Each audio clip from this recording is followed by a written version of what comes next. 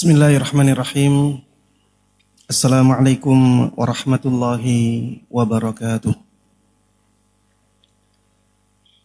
Alhamdulillahi ala ihsanih wa syukru lahu ala taufiqihi wa amtinanih. Wa ashhadu an la ilaha illallah wahdahu la syarika lah ta'ziman li sya'nih. Wa ashhadu anna Muhammadan abduhu wa rasuluh ad-da'i ila ridwanih sallallahu alaihi wa ala alihi wa sahbihi wa man tabi'ahum bi ihsanin ila yaumil liqa'ih.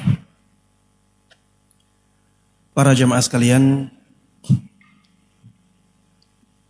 kaum muslimin dan kaum muslimat, hadirin dan hadirat rahimana wa rahimakumullah. Alhamdulillah, segala puji bagi Allah Subhanahu wa taala yang telah memberikan kepada kita nikmat-nikmatnya, yang telah memudahkan kita untuk berkumpul di tempat yang mulia ini untuk mengingatkan kita kepada syariat Allah Subhanahu wa taala. Mudah-mudahan pertemuan kita di majelis ini benar-benar kita dasari dengan keikhlasan hanya untuk mendapatkan pahala dari Allah Subhanahu wa taala.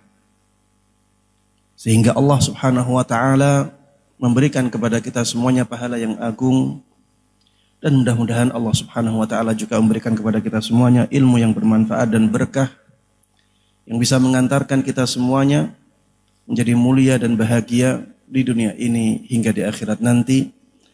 Amin amin ya rabbal alamin. Tidak lupa salawat dan salam, keberkahan dan kenikmatan semoga selalu terlimpahkan dan tercurahkan kepada Nabi Agung Muhammad sallallahu alaihi wasallam.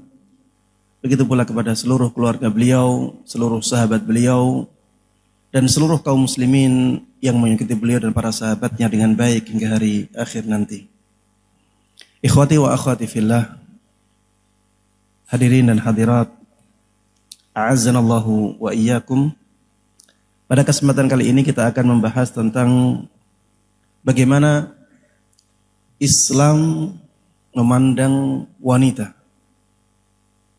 Kenapa kita bahas ini? Karena di sana banyak orang yang menganggap bahwa Islam itu merendahkan wanita. Ada orang-orang yang menganggap bahwa Islam memenjarakan wanita, membatasi gerak-geriknya. Islam hanya memberatkan wanita saja, menghalangi kebebasan mereka, kesuksesan mereka. Islam menghalangi kebahagiaan wanita. Ada orang-orang yang punya anggapan-anggapan yang seperti ini, bahkan di tengah-tengah kaum muslimin. Maka kita perlu mengkaji masalah ini dan membantah syubhat-syubhat yang dilontarkan oleh orang-orang dalam masalah ini. Jemaah sekalian rahimana wa rahimakumullah, Islam sebenarnya sangat memuliakan wanita. Islam sebenarnya memposisikan wanita pada tempat yang sangat terhormat, dan itu sangat sesuai dengan keadaannya. Hanya saja yang sering disalahfahami bahwa ketika Islam dikatakan memuliakan wanita, maka Islam harus menyamakan wanita dengan laki-laki. Ini yang sering disalahfahami.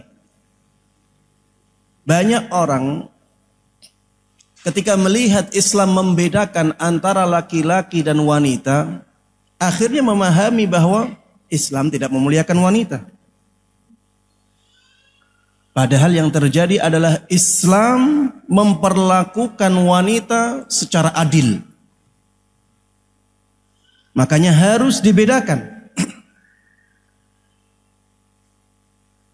Karena memang ada perbedaan dari sisi penciptaannya. Dan dari sisi fungsinya. Kalau dari sisi penciptaan dan fungsinya berbeda, menjadi tidak adil ketika keduanya disamakan. Kaum wanita, mereka punya tamu bulanan. Yang itu mempengaruhi kejiwaan mereka. Maka harus dibedakan antara laki-laki dan wanita dalam masalah ini.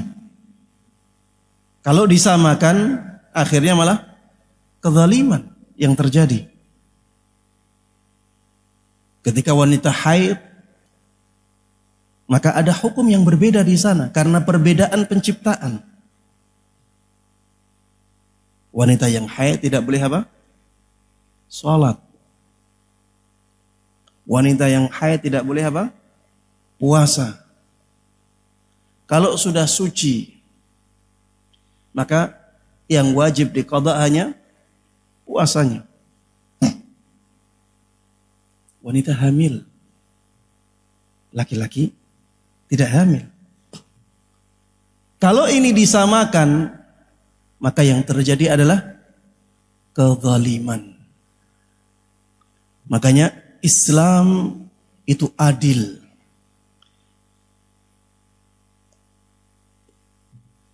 Yang didatangkan oleh Islam adalah keadilan, bukan persamaan. Keadilan. Dan ini pun terjadi dalam kehidupan kita setiap hari. Kita punya anak. Ada yang besar, ada yang kecil. Ada yang berkebutuhan khusus, ada yang normal. Misalnya, apakah kita akan samakan perlakuan kita terhadap mereka? Jawabannya apa? Tidak. Yang kecil mungkin tidak kita kasih uang jajan sama sekali. Karena masih bersama kita. Di rumah. Nggak ada uang jajan. Apalagi yang masih bayi. Yang sudah sekolah kita kasih uang jajan. Yang sekolahnya masih SD, uang jajannya nggak banyak. Beda dengan yang sudah kuliah. Ada jatah uang jajan yang lebih banyak. Inilah keadilan. Kalau disamakan, yang terjadi justru malah kezaliman. Jemaah sekalian rahimana rahimakumullah, begitu pula gambaran Islam dalam memperlakukan laki-laki dan wanita. Jadi Islam memberikan penjelasan kepada kita bahwa laki-laki dan wanita itu beda. Di dalam Al-Quran, Imra'atu Imran, istrinya Imran, ketika melahirkan Maryam, beliau mengatakan, "Walaysa dzakaru kal untha." Laki-laki itu tidak seperti wanita. Dan Allah benarkan ini. Allah tidak bantah. Itu menunjukkan benarnya perkataan ini. Laki-laki itu tidak sama dengan wanita. Di dalam ayat yang lain Allah Subhanahu wa taala mengatakan walirrijali 'alaihinna darajah. Kaum laki-laki itu punya derajat di atas kaum wanita.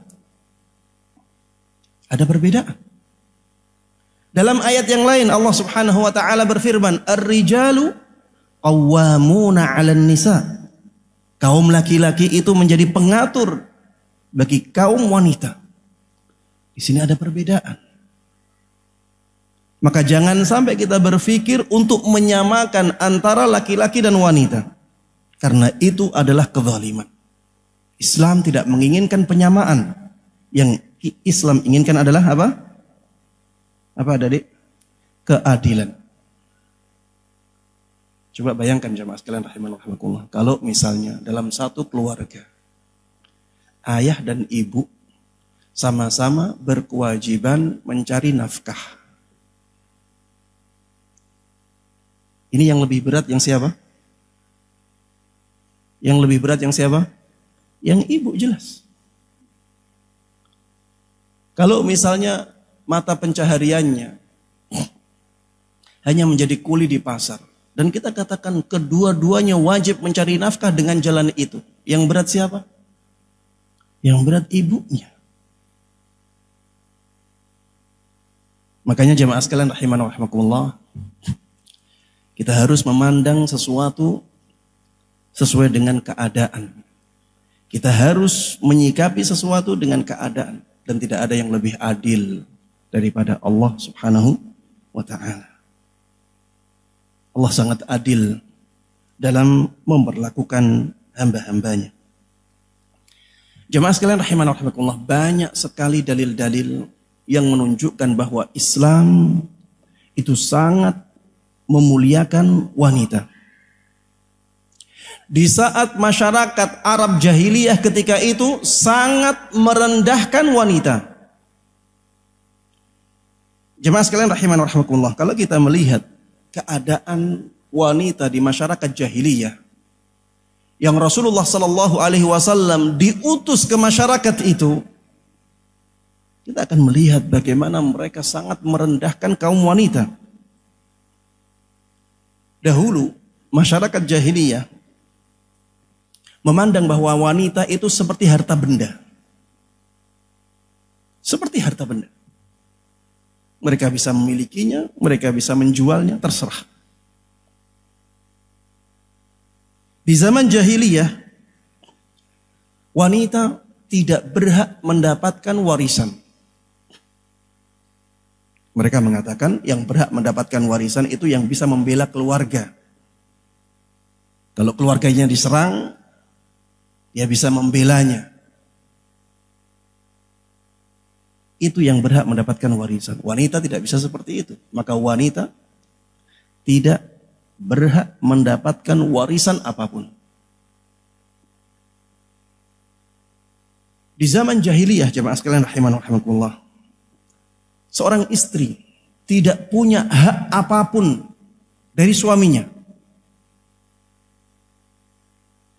Makanya suaminya berhak memperlakukan dia dengan apapun yang dia inginkan. Bisa juga suaminya menjualnya. Tidak ada masalah. Keadaan wanita di masyarakat jahiliyah itu sangat menyedihkan. Sangat hina. Di zaman jahiliyah jemaah, poligami itu tidak ada batasnya. Bisa 4, bisa 5, bisa 6, bisa 10, bisa 100, terserah. Di zaman jahiliyah, talak tidak ada batasnya. Kalau kepengen rujuk kapanpun boleh rujuk. Talak sekali, rujuk lagi. Sekali lagi, rujuk lagi. Sekali lagi, rujuk lagi. Dan dengan rujuk yang bebas ini, seorang laki-laki bisa menyiksa wanitanya, menyiksa istrinya. Kalau istrinya kepengen menikah dengan yang lain, dia rujuk. Akhirnya nggak bisa lagi. Kemudian ditalak lagi, ada iddah lagi.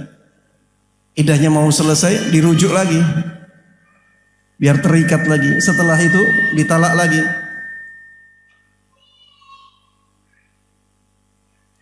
Ini keadaan wanita di masyarakat jahiliyah. Dan lebih menyedihkan lagi jemaah sekalian rahimana wa rahimakumullah. Di zaman jahiliyah,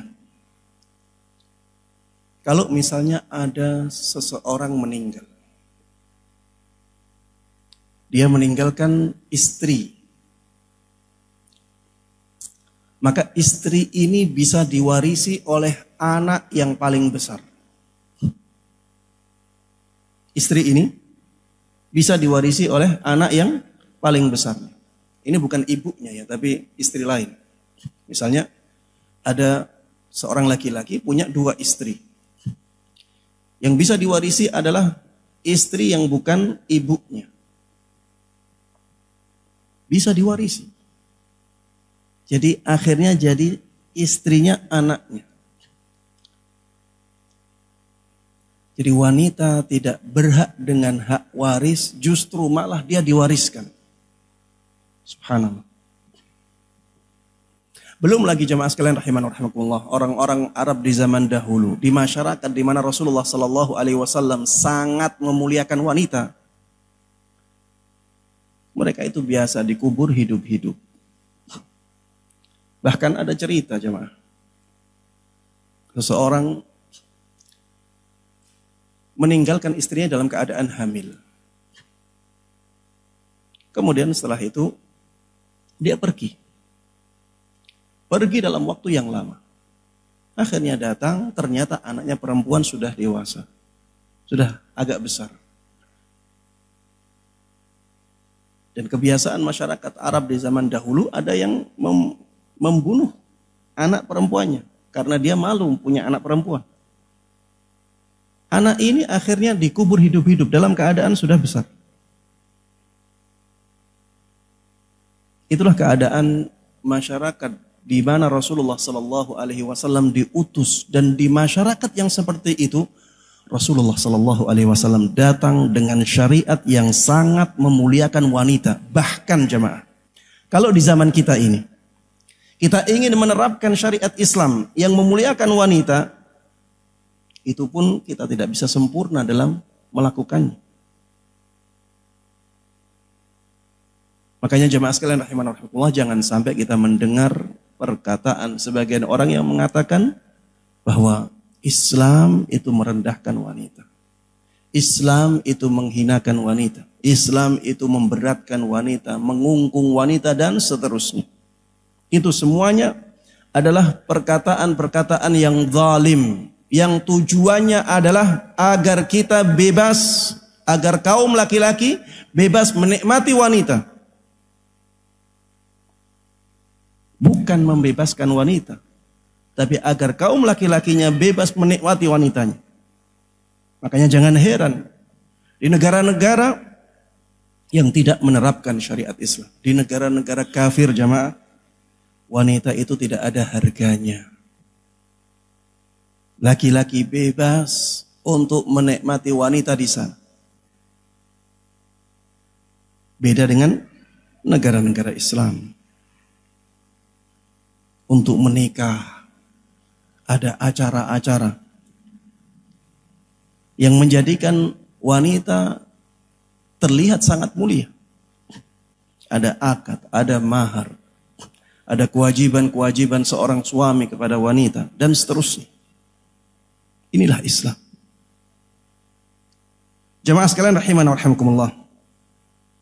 Banyak dalil yang menunjukkan bahwa Islam sangat memuliakan wanita. Di antaranya, yang pertama, Islam menjadikan anak wanita sebagai jalan menuju surga. Bahkan jalan mendapatkan tempat yang dekat di sisi Nabi kita Muhammad Sallallahu Alaihi Wasallam di surga. Antum bisa bayangkan, dulu anak perempuan itu di zaman Nabi itu sangat dibenci. Sangat dibenci. Kemudian Nabi Shallallahu Alaihi Wasallam datang dengan syariat ini, bahwa anak wanita itu bisa menjadi jalan surga bagi orang tuanya, bahkan bisa menjadi jalan mendapatkan tempat yang sangat dekat dengan Nabi Muhammad Shallallahu Alaihi Wasallam. Ini luar biasa jemaah. Jadi benar-benar melawan arus. Dan itu berat.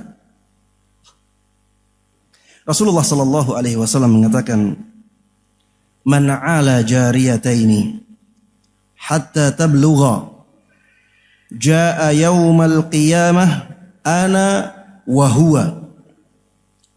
Beliau memberikan isyarat seperti ini. Barang siapa yang menanggung kehidupan dua anak perempuan, sampai akhirnya dua anak perempuan tersebut mencapai umur baligh, maka aku dan dia di surga seperti ini. Ini menunjukkan bahwa Islam sangat memuliakan wanita. Makanya yang mendapatkan atau yang diberikan anak wanita oleh Allah Subhanahu wa taala, ya jangan bersedih. Kita malah harusnya bersyukur. Itu ladang pahala bagi kita. Bahkan bisa dekat dengan Rasulullah sallallahu alaihi wasallam di surga. Rasulullah sallallahu alaihi wasallam juga menyabdakan, "Man ibtuliya min hadhil banati bi syai'in kunna lahu sitran minan nar." Barang siapa yang diuji oleh Allah Subhanahu wa taala dengan anak-anak perempuan, maka mereka akan menjadi penghalang baginya dari siksa neraka.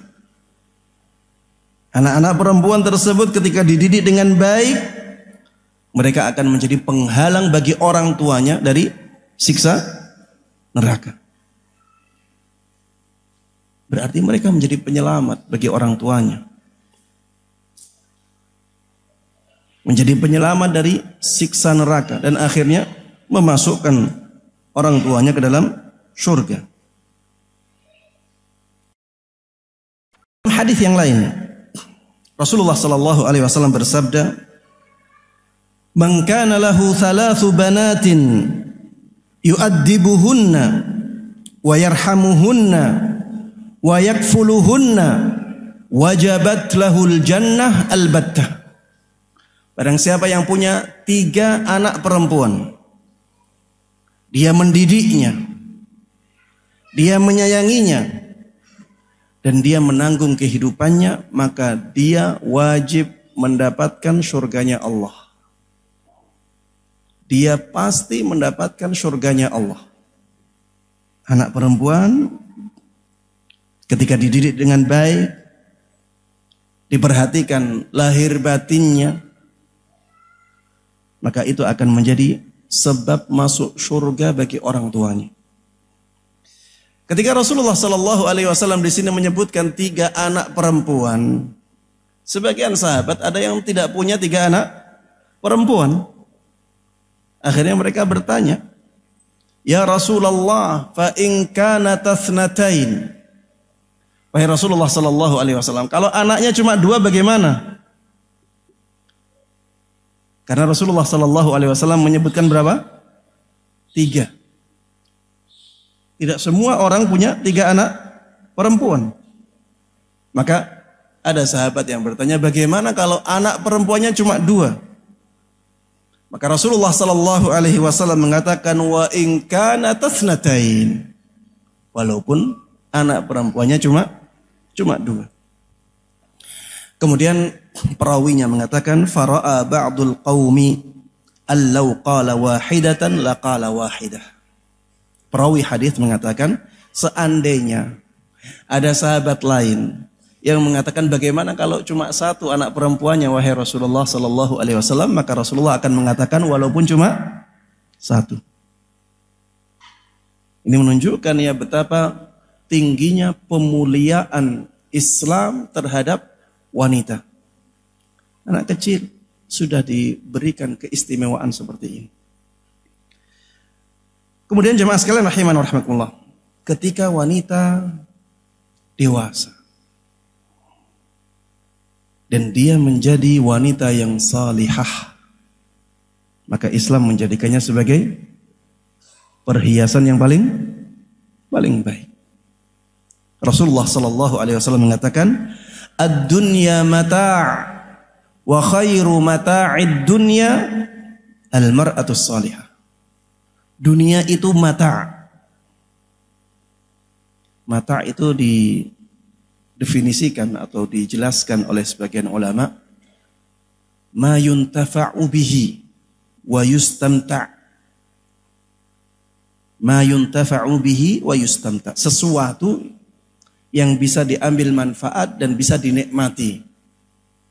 Itulah mata'. Sebaik-baik mata' atau mata' yang paling baik adalah wanita yang salihah. Jadi jamaah sekalian rahiman wa rahimakumullah, perhiasan dunia yang paling berharga adalah wanita yang salihah.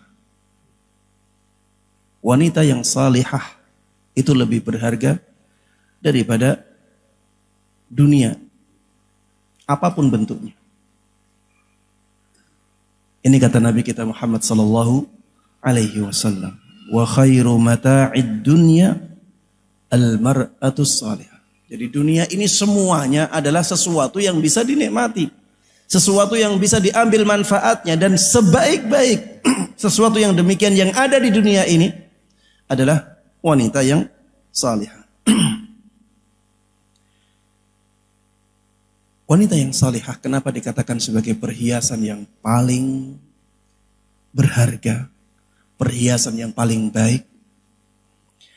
Karena wanita yang salihah itu bisa membahagiakan suaminya, bisa membahagiakan anaknya, bisa membahagiakan orang tuanya.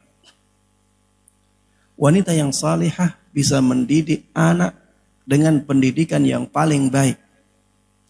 Wanita yang salihah bisa menelurkan para pejuang-pejuang Islam, baik pejuang di medan pertempuran maupun pejuang dalam masalah ilmu agama.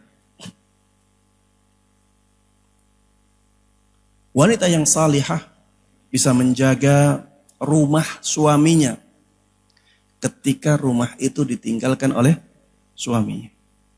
Wanita yang salihah bisa menjadikan harta suaminya terjaga dengan baik. Beda dengan yang tidak salihah. Dan ini menunjukkan bahwa Islam sangat memuliakan wanita. Islam tidak mengatakan wa khairu mata'iha ar-rajulus salih. Sebaik-baik perhiasannya adalah lelaki yang saleh, tidak. Tapi mengatakan wanita yang salihah. Kemudian yang ketiga yang menunjukkan bahwa Islam sangat memuliakan wanita adalah kenyataan bahwa Islam menjadikan wanita sebagai tempat mendapatkan ketenangan hati. Islam menjadikan wanita sebagai tempat mendapatkan ketenangan hati. Ini Allah sebutkan di dalam surat Ar-Rum. Allah Subhanahu wa taala berfirman, "Wa min ayatihi an khalaqa lakum min anfusikum azwaja litaskunu ilaiha." Termasuk di antara tanda-tanda kekuasaan Allah Subhanahu wa taala adalah ketika Allah Subhanahu wa taala menciptakan istri dari jenis kalian. Allah menciptakan istri dari jenis manusia, bukan dari jin, bukan dari malaikat, tapi dari manusia. Wa ja'ala bainakum mawaddatan litaskunu ilaiha, agar kalian bisa tenang hatinya kepadanya. Agar kalian bisa tenang, hati kalian tenang ya ketika bersamanya. Ini menunjukkan bahwa Islam menempatkan wanita dalam keluarga itu di tempat yang tinggi, di tempat yang mulia. Dia adalah tempat mencari ketenangan bagi seorang suami. Antum bayangkan kalau misalnya ada orang yang punya istri jin, apakah dia akan tenang?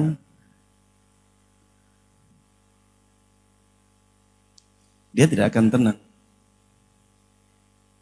Makanya ya, jangan percaya apabila ada orang-orang yang mengatakan bahwa dia menikah dengan jin wanita.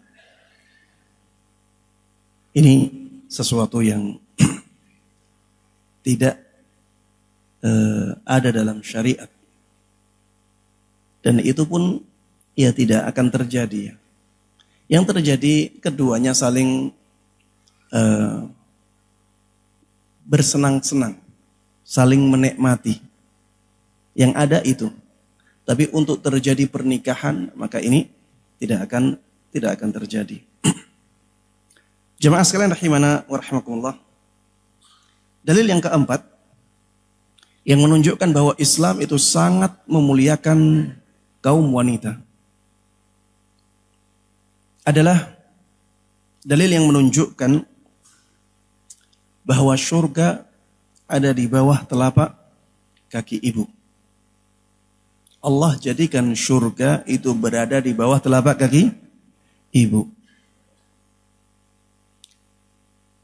Disebutkan dari seorang sahabat yang bernama Jahimah. Jahimah ini sahabat laki-laki ya. Ya, walaupun ada tak marbutahnya Jahimah. Tapi dia nama laki-laki. Ya seperti Hamzah. Ada tak marbutahnya di paling belakang. Seperti Maisarah. Maisarah dalam bahasa Arab itu nama laki-laki.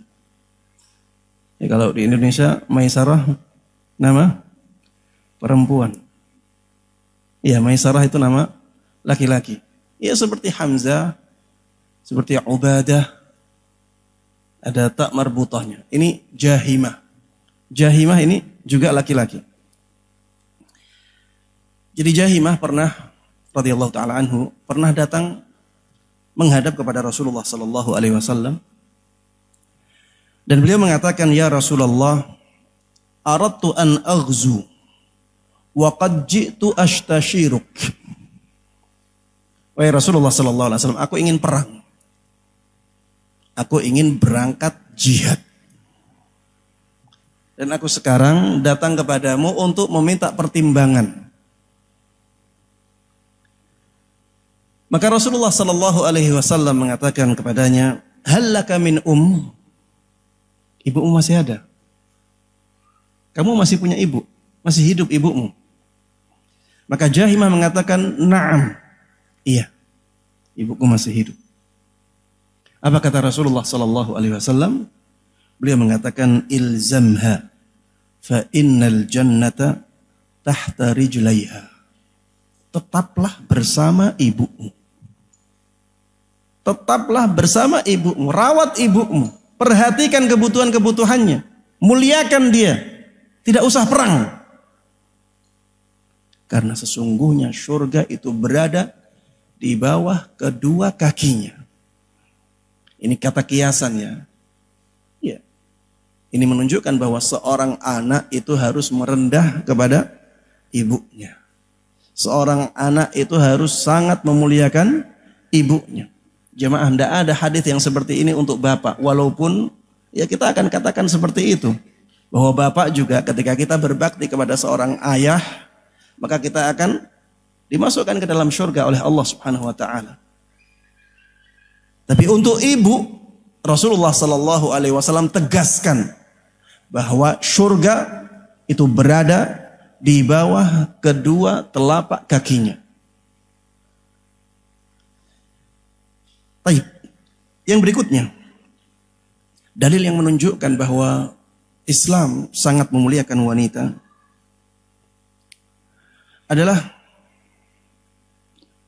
dalil yang menunjukkan bahwa orang yang paling berhak mendapatkan bakti anak adalah ibu. Hadis yang sangat masyhur yang menjelaskan bahwa ada seorang laki-laki datang kepada Rasulullah sallallahu alaihi wasallam.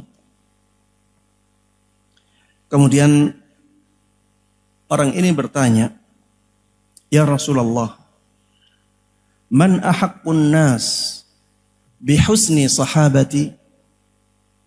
Wahai Rasulullah sallallahu alaihi wasallam, siapakah orang yang paling berhak untuk mendapatkan baktiku? Maka Rasulullah sallallahu alaihi wasallam mengatakan, ummuk. Orang tersebut adalah ibumu. Orang ini bertanya lagi, kemudian siapa setelah itu? Rasulullah sallallahu alaihi wasallam masih menyebutkan orang itu adalah ibumu. Orang ini bertanya lagi, thumma man? Setelah itu siapa lagi? Rasulullah sallallahu alaihi wasallam masih menyebutkan ibumu. Kemudian orang ini bertanya untuk yang keempat kalinya. Thumma man? Setelah itu siapa wahai Rasulullah? Rasulullah sallallahu alaihi wasallam mengatakan, thumma abuk. Kemudian setelah itu baru ayahmu. Ini menunjukkan bahwa Islam sangat memuliakan wanita. Sampai-sampai Islam lebih mendahulukan ibu daripada ayah dalam masalah bakti.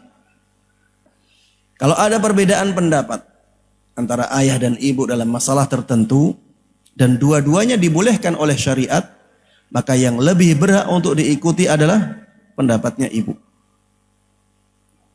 Yang lebih berhak untuk diikuti pendapatnya ibu. Ya, dengan catatan tadi, dua-duanya dibolehkan oleh syariat. Karena ibu lebih berhak dengan bakti anak daripada ayah. Ini menunjukkan betapa tingginya kedudukan wanita di dalam Islam. Dalil yang keenam yang menunjukkan bahwa Islam sangat memuliakan wanita adalah dalil yang menunjukkan apabila seorang wanita menunaikan kewajiban dia terhadap suami dan kewajiban dia terhadap Allah Subhanahu wa taala, maka dia bisa masuk surga dari pintu manapun dia kehendaki. Ini subhanallah, nggak ada di laki-laki. Apabila ada seorang wanita, seorang istri, dia menunaikan kewajibannya kepada Allah dan menunaikan kewajibannya kepada suaminya, maka dia bisa masuk surga dari pintu manapun dia kehendaki. Dia pengen masuk surga melalui pintunya ahli sedekah, akan dipersilahkan. Kalau dia ingin masuk ke surga melalui pintunya ahli ibadah, ahli salat, dia dipersilahkan. Kalau dia mau masuk surga dari pintunya ahli jihad, dia akan dipersilahkan. Kalau dia mau masuk ke surga melalui pintunya ahli puasa, yaitu pintu Rayyan, dia pun akan dipersilahkan. Dan ini tidak ada di laki-laki. Makanya jemaah sekalian rahimana wa rahimakumullah, ya sangat zalim ya orang yang mengatakan bahwa Islam itu tidak memuliakan wanita. Dari mana? Dari mana tidak memuliakannya? Justru Islam mengangkat wanita kepada derajat yang sangat tinggi sekali. Rasulullah sallallahu alaihi wasallam mengatakan, "Idza shallatil mar'atu khamsaha wa shamat syahraha wa hafizat farjaha wa ata'at zawjaha, qila laha," istri atau ibu di rumah itu. Ini kedudukan. Ini pemuliaan. Rasulullah sallallahu alaihi wasallam menyabdakan, "Wal mar'atu ra'iyatun ala baiti ba'liha." Seorang istri, dia menjadi pemimpin di rumah suaminya. Iya, maksudnya ketika suaminya tidak ada di rumah. Karena kalau suaminya datang, yang menjadi pemimpin siapa? Suami. Ketika suaminya pergi, yang menjadi pemimpinnya istri. Wa waladihi, dia juga menjadi pemimpin atas anak-anak suaminya. Wa hiya mas'ulatun anhum, dan dia bertanggung jawab atas mereka semuanya. Ini menunjukkan bahwa Islam memberikan kedudukan yang tinggi kepada seorang wanita. Dalil yang ke-8 yang menunjukkan bahwa Islam itu sangat memuliakan wanita adalah dalil yang menunjukkan bahwa seorang istri adalah ladang pahala bagi suami. dan jalan meraih status orang yang terbaik bagi suaminya.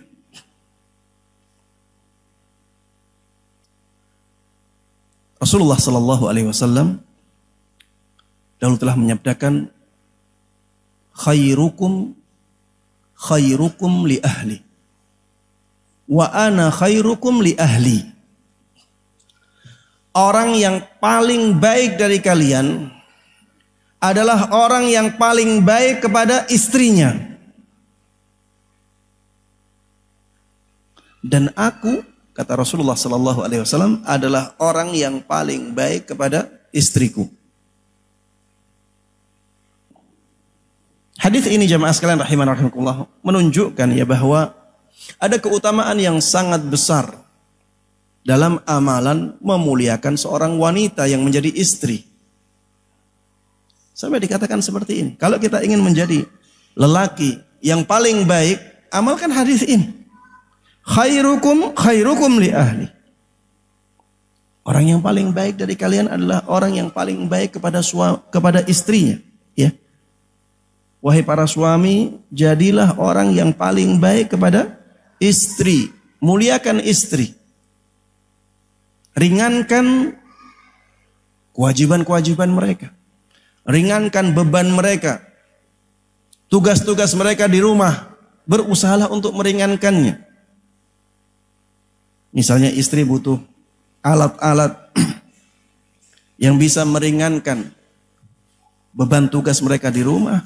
Seorang suami harus punya usaha untuk membelikannya, untuk mengadakannya. Dan itu ada pahalanya. Dan pahalanya sangat agung. Kita bisa menjadi orang yang terbaik karena pemuliaan kita terhadap istri kita. Dan Rasulullah SAW adalah suri tauladan yang paling baik untuk kita. Betapa sering Rasulullah SAW membantu istrinya ketika sedang di rumah. Sebagaimana dijelaskan oleh ibunda kita Aisyah radhiyallahu taala anha. Beliau itu biasa ya melakukan sesuatu yang harusnya dilakukan oleh istrinya. Maka ya kita juga harusnya punya usaha seperti ini. Ringankan beban-beban istri ya dan bantulah mereka dalam tugas-tugas rumahnya.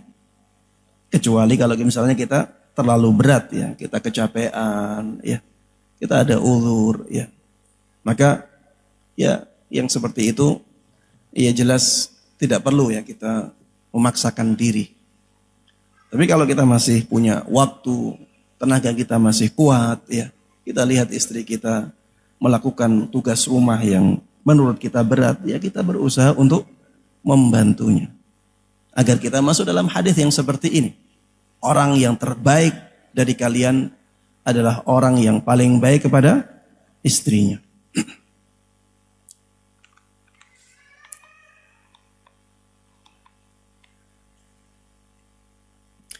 Jamaah sekalian rahimana wa rahimakumullah, termasuk di antara dalil yang menunjukkan bahwa Islam sangat memuliakan wanita adalah dalil yang menunjukkan bahwa kaum wanita adalah saudara kandung kaum pria. Ini yang keberapa? Yang keberapa ini? Yang ke-9.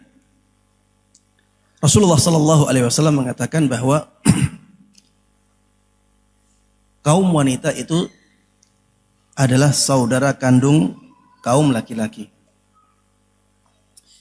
Disebutkan oleh ibunda Aisyah radhiyallahu taala anha.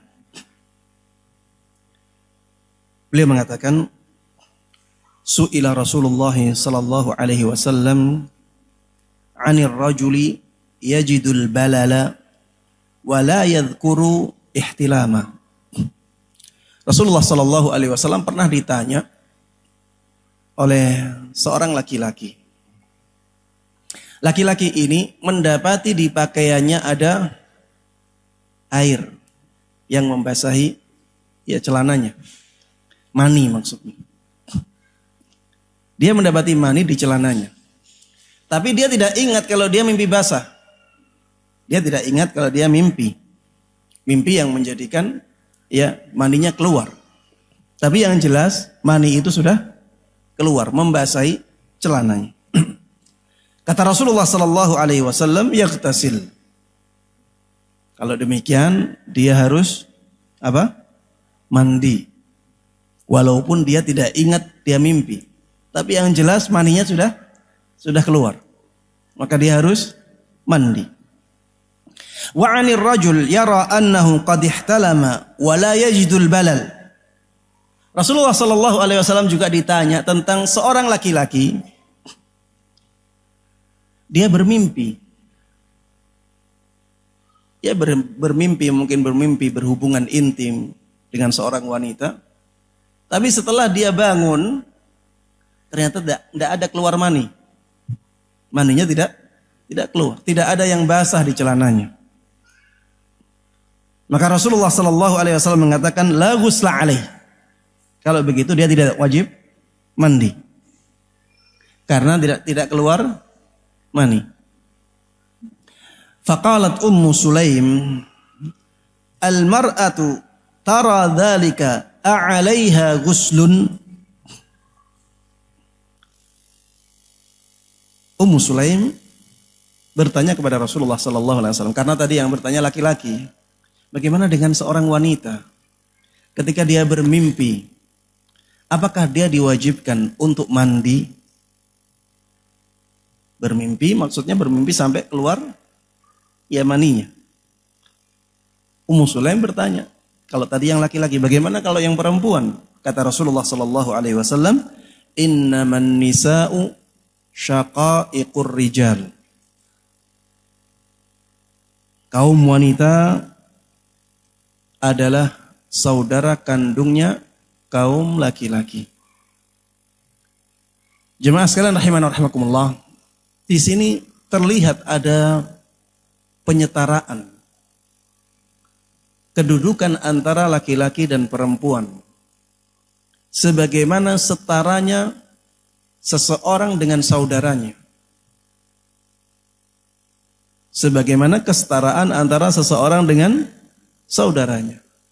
Innaman nisa'u syaqa'iqur rijal. Kaum wanita itu saudara kandungnya kaum laki-laki.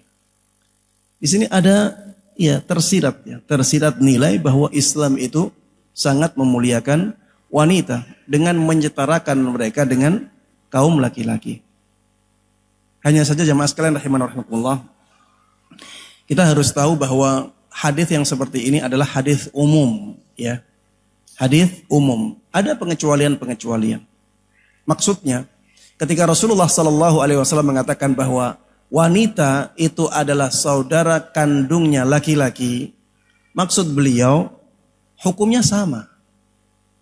Hukum-hukum syariat yang berlaku bagi laki-laki itu juga berlaku bagi perempuan. Karena bersaudara.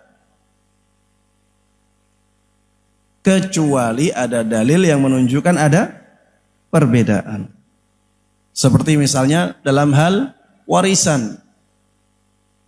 Yusikumullahu fi auladikum lidzakari mithlu hadzil unthayain.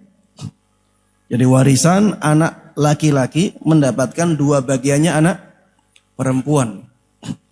Nanti ada penjelasan masalah aurat berbeda laki-laki dan wanita. Karena ada dalil yang membedakan, maka dibedakan. Nanti masalah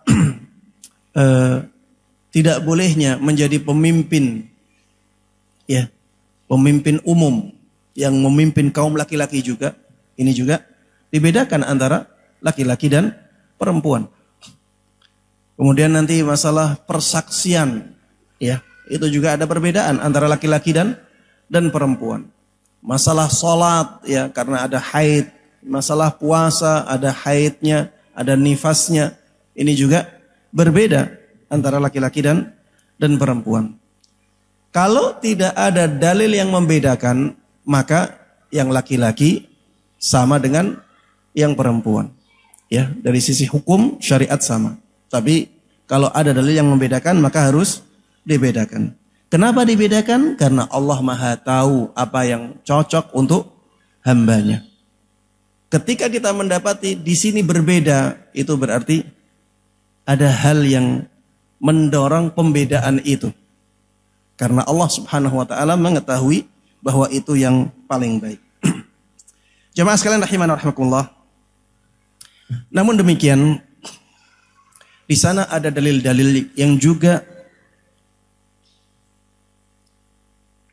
memberikan kepada kita penjelasan bahwa kita harus berhati-hati kepada kaum wanita. Dan dalil ini tidak menjadikan wanita itu hina. Tapi dalil-dalil ini menjadikan kita harus berhati-hati agar tidak terfitnah. Agar kita tidak binasa karena godaan wanita. Ya seperti dalam peraturan-peraturannya. Dalam peraturan-peraturan itu ada peraturan-peraturan yang menjelaskan tentang hukuman. Maka Islam juga menjelaskan sisi ini. Bahwa di sana ada sesuatu di sisi wanita. Ada sesuatu pada diri seorang wanita yang harus kita waspadai. Dan ini bukan berarti Islam merendahkan wanita. Ya. Bukan berarti Islam merendahkan wanita. Ini seperti kalau seseorang, saya kasih permisalan biar lebih bisa difahami ya. Kalau ada orang mengatakan, ini mobil Masya Allah, larinya kenceng sekali. Tapi hati-hati ya, kalau kekencengan nanti bisa nabrak. Kata-kata hati-hati kalau kekencengan bisa nabrak, itu tidak merendahkan kualitas dari mobil itu.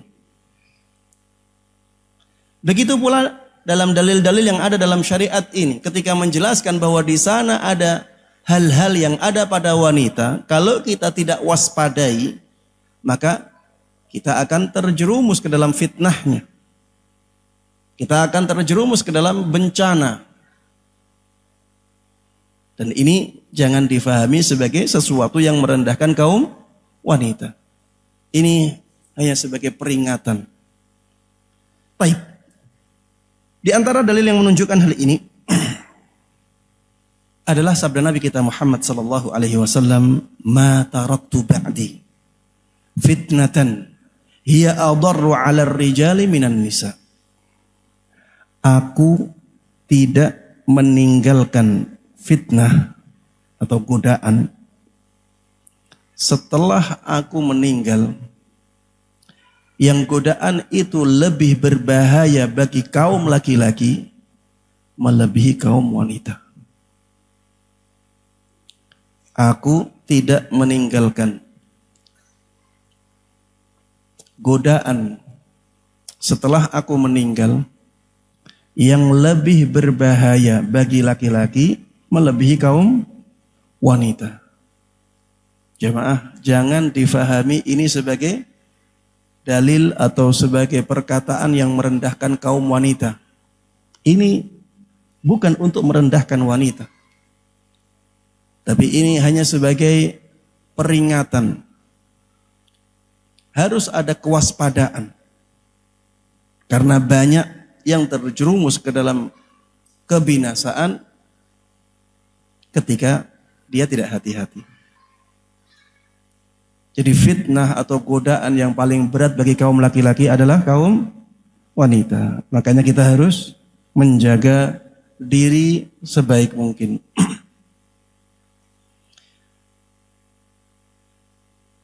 Ada orang yang gara-gara seorang wanita keluar dari Islam. Benar tidak? Ada orang-orang yang seperti itu. Karena dia sangat mencintai seorang wanita, kemudian wanitanya memberikan syarat. Aku tidak mau kalau kamu tidak masuk ke dalam agamaku. Akhirnya murtad. Ada di ceritanya ulama-ulama di zaman dahulu. seorang menjadi berpemahaman khawarij gara-gara istrinya. Padahal dia adalah orang yang sudah berilmu. Ada juga orang-orang yang melakukan tindakan-tindakan kemaksiatan karena tergoda oleh istrinya atau tergoda oleh wanita. Makanya kita harus berhati-hati. Tidak ada godaan yang lebih berbahaya bagi umat ini yang laki-laki melebihi kaum wanita. Hadis lain yang juga ya senada dengan hadis ini yaitu sabda Nabi kita Muhammad sallallahu alaihi wasallam, al-mar'atu 'aurah fa idza kharajat istashrafaha syaitan. Perempuan itu aurat. Perempuan itu aurat. Kalau dikatakan aurat berarti dia harus ditutup. Perempuan itu aurat. Apabila perempuan ini keluar dari rumahnya, maka syaitan istashrafaha.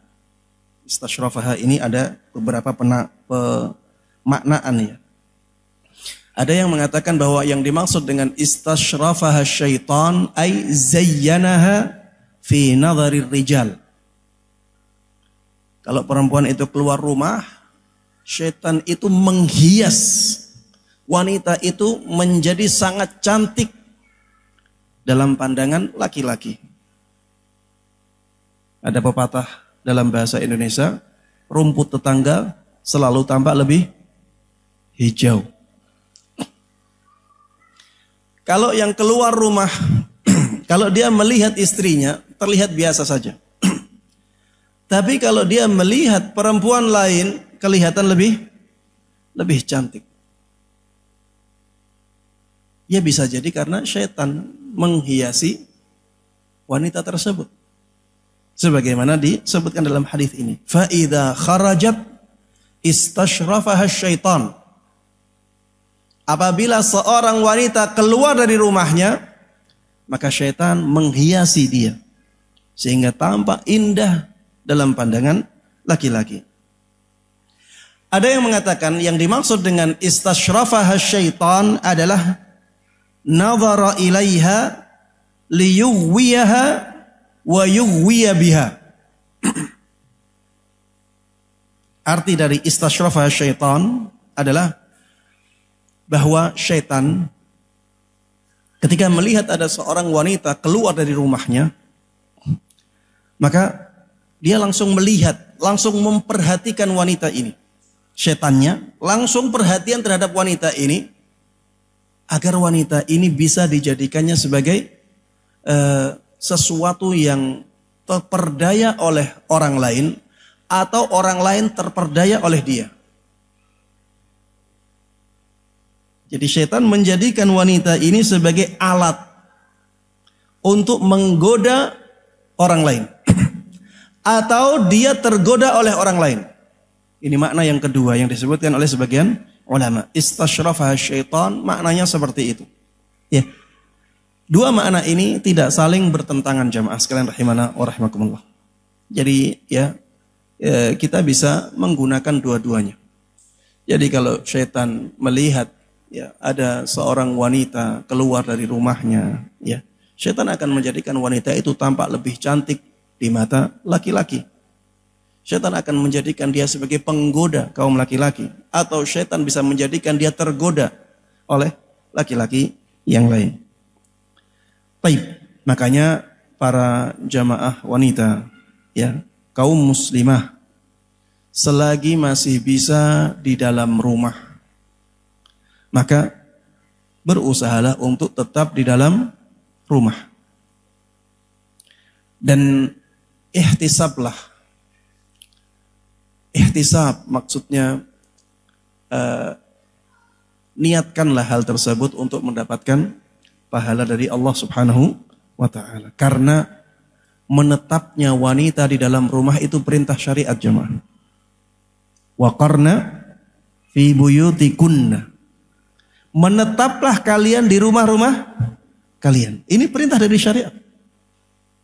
Kalau ini perintah dari syariat berarti ada pahalanya. Maka di sini ya kita harus ihtisabul ajr. Kita harus mengharapkan pahala itu agar kita kuat untuk bisa terus berada di dalam rumah kecuali apabila ada kebutuhan-kebutuhan yang mendesak. Apabila tidak ada kebutuhan-kebutuhan yang mendesak, maka berharaplah pahala dengan menetap di dalam rumah. Ini bagi kaum wanita. Jemaah, ini bukan mengungkung kaum wanita, bukan. Ini untuk memuliakan mereka. Ini untuk menjaga keselamatan mereka. Ini untuk menjaga badan mereka. Kalau wanita sering keluar, ya, dia menjadi fitnah bagi kaum laki-laki. Bisa juga dia yang terfitnah oleh kaum laki-laki. Dan yang jelas ya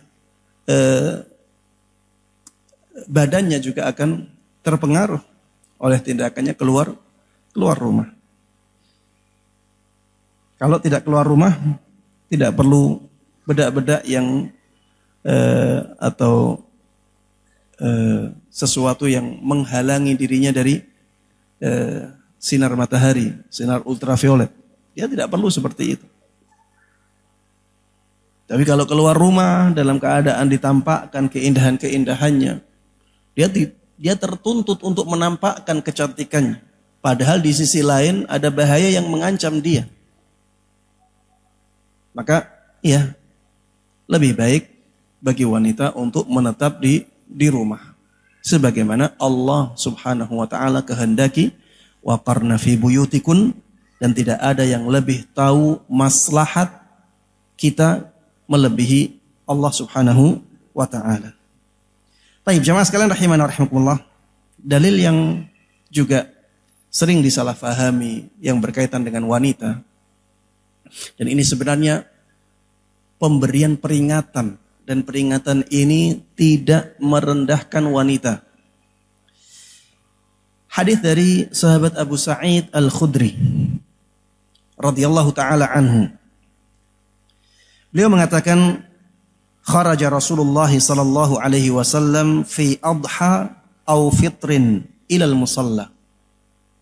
Suatu ketika Rasulullah sallallahu alaihi wasallam pernah keluar untuk salat Idul Adha atau salat Idul Fitri. Tsumman saraf. Kemudian setelah itu beliau beranjak pergi. Fa wa'adhan nas wa amarahum bis sadaqah. Ketika beliau sudah selesai salatnya dan beranjak untuk berdiri, beliau akhirnya memberikan mau'izah. Ini khutbah salat Id. Beliau memberikan nasihat kepada orang-orang, kepada para sahabatnya. Dan beliau memerintahkan mereka untuk bersedekah. Faqala ayyuhan nas tasaddaqu. Wahai manusia, bersedekahlah kalian. Bersedekahlah kalian. Jemaah sekalian rahimakumullah, sedekah ini amalan yang sangat luar biasa keutamaannya. Kita bisa katakan saking besarnya keutamaan sedekah, orang yang tidak bersedekah itu rugi. Orang yang tidak bersedekah itu rugi, jemaah. Kenapa? Karena kalau dia tidak bersedekah, maka dia tidak dapat pahala, dan dia juga tidak dilapangkan hartanya. Dia juga tidak dapat manfaat sedekah yang lainnya. Banyak sekali manfaat sedekah. Berbeda kalau dia bersedekah. Dengan sedekah, hartanya tidak berkurang. Bahkan dimudahkan. Dan dengan sedekah itu juga dia mendapatkan pahala. Mendapatkan naungan di hari kiamat nanti. Dengan sedekah dia diselamatkan dari neraka. dengan sedekah, maka kemurkaan Allah menjadi padam. Ya, orang yang nggak bersedekah itu malah rugi. Makanya ya berusahalah untuk bersedekah. Kalau bisa bersedekah itu rutin ya. Setiap hari bersedekah. Semampu kita bersedekah 1.000, 2.000, 5.000, 10.000. Rutinkan sedekah. Kalau kita tidak bersedekah dan tidak merutinkannya, sebenarnya kita malah merugi. Ya, dan sesuaikan dengan kebutuhan atau kemampuan kita. Rasulullah mengatakan, ayyuhan nas tasaddaqu. Wahai sekalian manusia, bersedekahlah kalian. Famarra 'alan nisa. Kemudian setelah itu Rasulullah sallallahu alaihi wasallam pergi ke jamaah wanita. Karena mungkin waktu itu ya yang datang di sholat Id itu banyak ya. Sehingga kalau Rasulullah sallallahu alaihi wasallam itu menyampaikannya di depan jamaah laki-laki, mungkin jamaah perempuan kurang begitu mendengar. Maka Rasulullah sallallahu alaihi wasallam mendekat ke jamaah wanita. Di depan para jamaah wanita yang salat Id ketika itu, Rasulullah mengatakan, "Ya ma'syaran nisa tasaddaqna." Wahai sekalian kaum wanita. Wahai kaum wanita, tasaddaqna. Bersedekahlah kalian. Fa inni ra'aitukunna aktsara ahlin nar. Karena sesungguhnya aku telah melihat kalian menjadi mayoritas penduduk neraka. Kalian itu menjadi mayoritas penduduk neraka. Ada yang mengatakan, Ustadz, ini merendahkan wanita, Ustadz. Kenapa dikatakan mereka mayoritas penduduk neraka? Jawabannya jamaah sekalian rahimanallah, ini bukan merendahkan wanita. Ini memberikan peringatan kepada wanita agar jangan sampai terjadi yang seperti itu. Agar jangan sampai mereka mengikuti yang lain. Ini menunjukkan bahwa wanita itu menjadi tempat fitnah yang besar bagi kaum laki-laki. Sehingga mereka menanggung dosa-dosa. Yang dosa-dosa tersebut akhirnya menjadikan mereka masuk ke neraka dalam jumlah yang lebih banyak daripada yang laki-laki. Baik. Kemudian para sahabat wanita ketika mendengar hadis ini, mendengar perkataan ini, mereka tidak mengatakan, wahai Rasulullah sallallahu alaihi wasallam, kami tidak percaya dengan kabar itu. Para sahabat wanita tidak mengatakan seperti itu, tapi mereka menerima dengan apa adanya. Karena ini kabar gaib yang dibawa oleh Nabi kita Muhammad sallallahu alaihi wasallam. Mereka mengatakan, "Wa bima dzalika ya Rasulullah?" Kenapa seperti itu jadinya wahai Rasulullah? Kenapa kaum wanita menjadi mayoritas penduduk neraka? Maka Rasulullah sallallahu alaihi wasallam mengatakan, "Tuktsirnal la'n." Kalian itu banyak melaknat. Kalian itu banyak apa? Melaknat. Banyak ulama yang mengatakan bahwa yang dimaksud dengan laknat dalam hadis ini adalah olok-olokan atau doa keburukan. Bukan hanya laknat yang bermakna khusus, yaitu doa agar dijauhkan dari rahmat Allah. Enggak ya. Laknat di sini adalah semua kata-kata yang buruk terhadap orang lain. Jadi olok-olokan, ya, penghinaan, kemudian meremehkan orang dengan kata-katanya, mencela, doa keburukan, doa agar dijauhkan dari rahmat, masuk semua di sini. Tuktsirnal la'n. Kalian itu banyak berkata-kata dengan kata-kata laknat, ya, kata-kata yang tidak baik terhadap orang lain. Wa takfurnal ashir, dan kalian itu banyak yang ingkar kepada jasa baik suami. Al-ashir di sini maksudnya adalah suami. Ya. Ini juga jamaah sekalian rahimanallah. Ini bukan sesuatu yang merendahkan kaum wanita. Ini peringatan. Ini peringatan yang diberikan oleh Nabi kita Muhammad sallallahu alaihi wasallam kepada kaum wanita. Jangan sampai mereka terjatuh ke dalam hal-hal yang seperti ini. Karena banyak terjadi di tengah-tengah kaum wanita. Banyak terjadi di tengah-tengah kaum wanita. Bukan berarti ya ini hanya ada di wanita, tidak. Tapi lebih banyak terjadi yang seperti ini pada kaum wanita daripada kaum laki-laki. Ya banyak dari kaum wanita yang mengolok-ngolok, ya, kemudian berdoa keburukan untuk orang lain. Bahkan dalam sebagian penjelasan hadis ini, ya, sampai ada yang mengatakan bahkan anaknya sendiri pun banyak mendapatkan doa keburukan. Anaknya sendiri banyak mendapatkan doa keburukan dari ibunya. Ini memang ya di sebagian daerah memang seperti itu ya. Ana pernah di suatu daerah di negara Arab ada seorang ibu, ini jangan ditiru ya. Ada seorang ibu membawa anak. Anaknya sulit untuk dikontrol, ya, suka menjauh dari ibunya. Itu ibunya manggil anaknya dengan kata-kata ya kalb, wahai anjing, dengan kata-kata seperti itu. Ini padahal di luar rumah. Bagaimana ketika di dalam rumah? Dan sebagian ulama yang menafsiri hadis ini, mereka mengatakan ini ada di sebagian kaum wanita, tidak di semua kaum wanita. Ya, ini ada di sebagian kaum wanita, tidak di semuanya.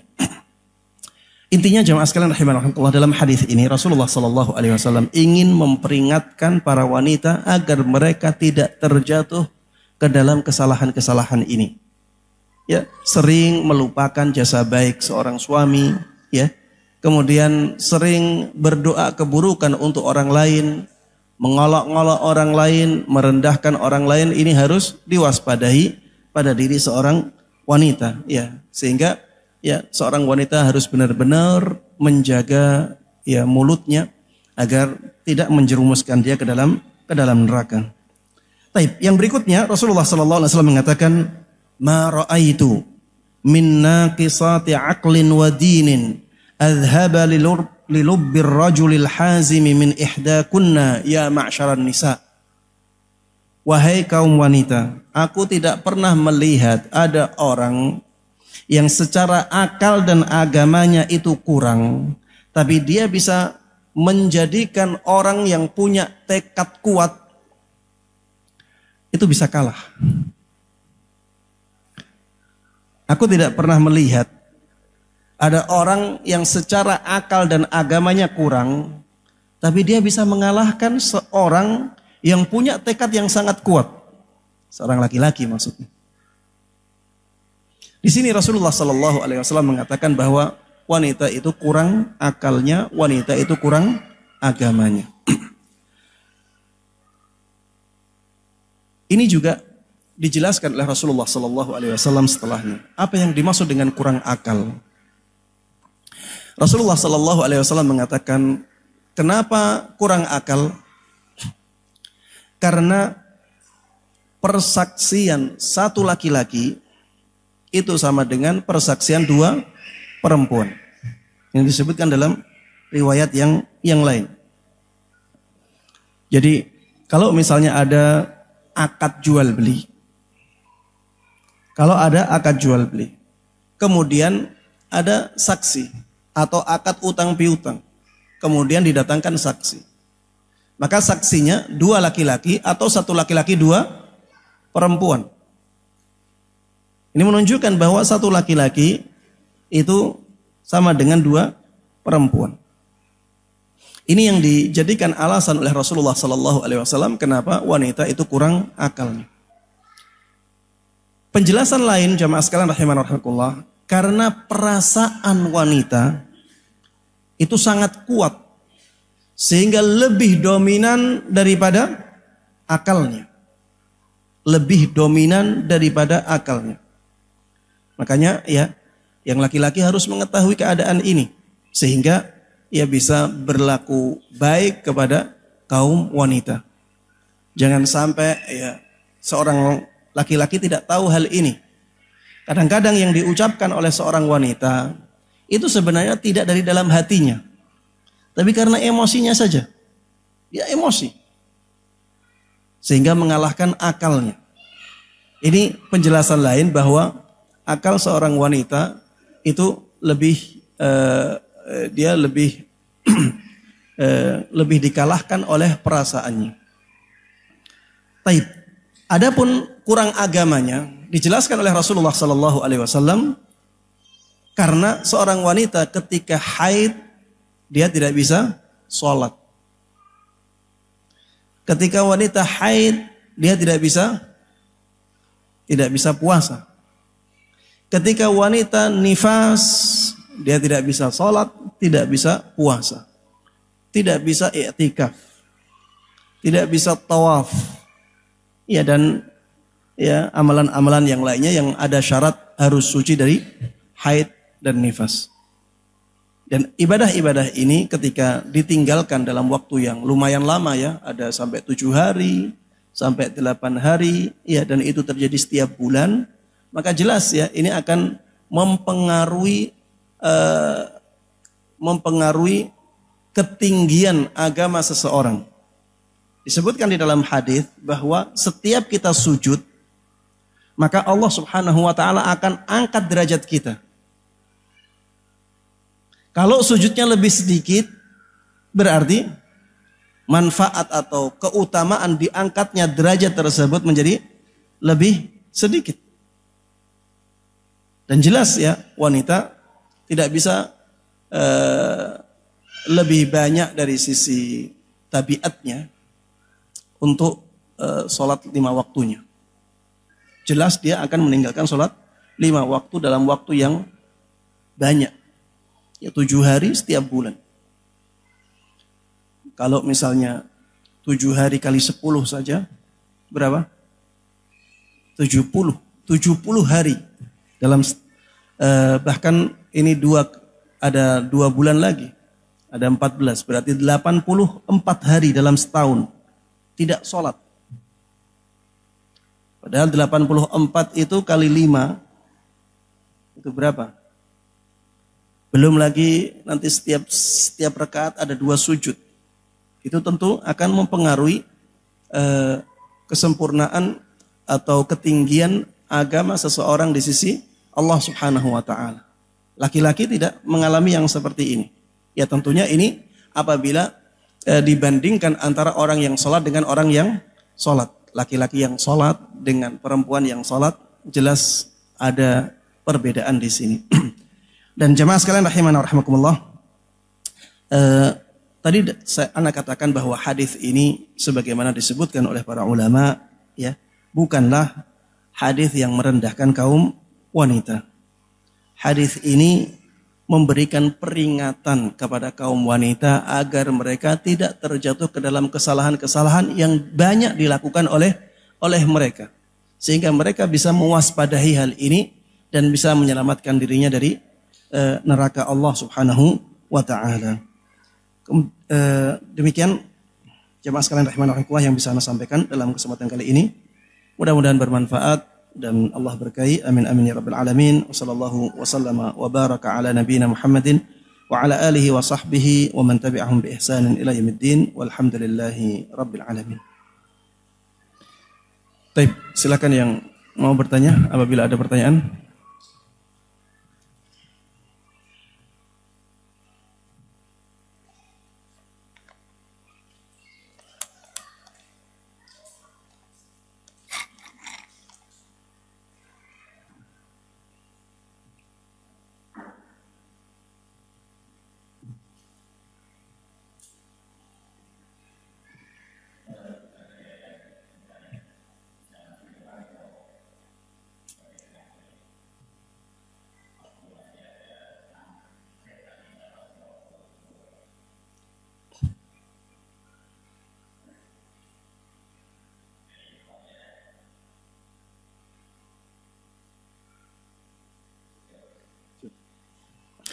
Taib jemaah sekalian rahimakumullah.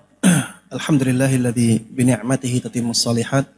Segala puji bagi Allah Subhanahu wa taala yang dengan nikmat-nikmatnya amal-amal saleh menjadi sempurna. Alhamdulillah kita sudah sampai di penghujung kajian ini. Inti dari kajian ini adalah bahwa Islam adalah agama yang sangat memuliakan wanita. Dan Islam mengajak kita untuk berlaku adil kepada wanita, bukan menyamakan mereka. Adapun hadis-hadis yang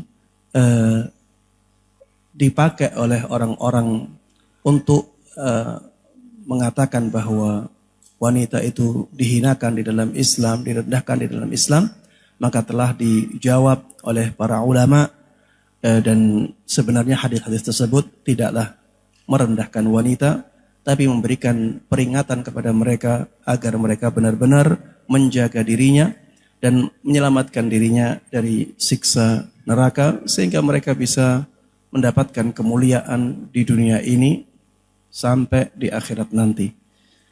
Baik, demikian mari kita tutup kajian ini dengan doa kafaratul majlis. Subhanakallahumma wa bihamdik, asyhadu an la ilaha illa anta astaghfiruka wa atubu ilaik. Assalamualaikum warahmatullahi wabarakatuh.